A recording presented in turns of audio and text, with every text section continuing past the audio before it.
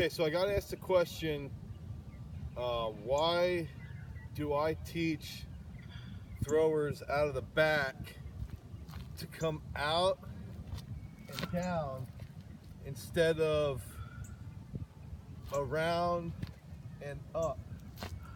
So somebody said that they learned a spin technique by jumping over a mini hurdle set up in the back to get them to the front, and that this was done to get them to cheat the throw, I guess, so that they would jump and they get that torque here and they land with their feet cheating to the front of the circle. So my analysis of a technique like that is that, and I talk about this in my technical analysis of Bobby Grace, is I don't understand why guys will teach this left knee to drop, but then they want you to go drop the knee and jump. So what's the point of dropping that left knee?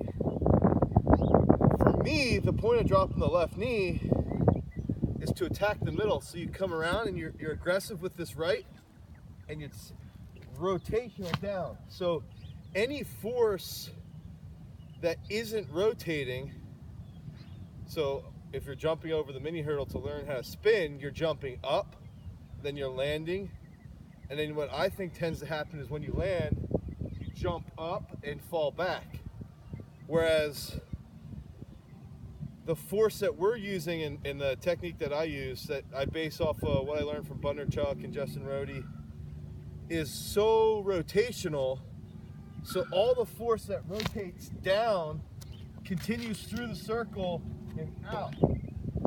Okay, so my whole description of the jumping technique is that the force that you're using to jump up and to land is less force applied to the rotational finish. So that's like my blanket statement, is that the more energy wasted is less energy used to rotate through the finish. So one thing I like to think is just, a lot of guys will say that when they jump, they land in a more torqued position here than if you don't jump, which no one has ever like proven that. I think it's bogus. I think it's completely false, and I don't think it's based in any science. If you watch my technical analysis of Justin Rohde, you can see he's landing pretty torqued up. And I think that the big thing with my technique that I use is that when that right hits quick, the sooner the right hits, the sooner you get off the left, the faster the left gets down to the front. So I actually think, I'm almost positive that with a fast entry out of the back to double support, the faster you get to double support, the sooner you're going to get torqued up. And I like to say is that when the right hits, it's not that your upper body stalls out, it's that your left is accelerating at the same rate as your right leg out of the back. So it's throw the right down, left follows fast to get to the front, and that's when your left leg is moving a little bit faster than your upper body so that you land torqued.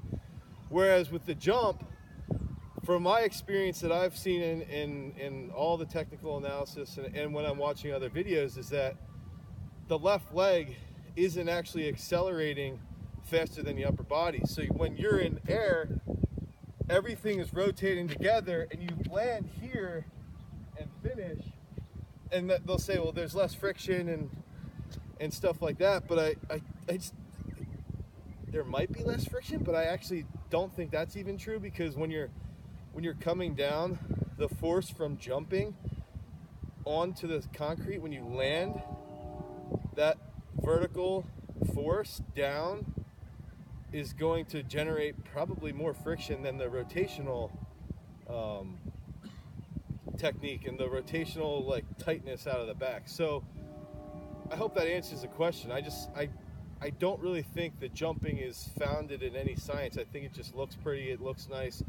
But again, the main issue is that any force going up and down out of the back is force that you're going to lose in the rotational finish. And if we're rotating, the whole purpose is to have a rotational finish, you know, and to stay on that shot as long as possible, because the whole goal with us is that when you get to the front, you stay on a grounded position, because the longer you're grounded, the more you can apply force into the shot. So there's like there is like a point of diminishing returns. You don't want to stay grounded for 20 minutes, because that's not going to be, you know, that's not going to help you. I sort of use depth jumps as an idea. So like you can land off a depth jump, and if you react within a second and a half, you're still going to use that force. So if you do a depth jump and you land, if you react within a second and a half, you're still using that energy that you got from the depth jump. So the difference being is that, you know, somebody's going to say, well, when you jump, that's like a depth jump and you land and you can use that force. But the difference is, I don't want the force at the front to be going up.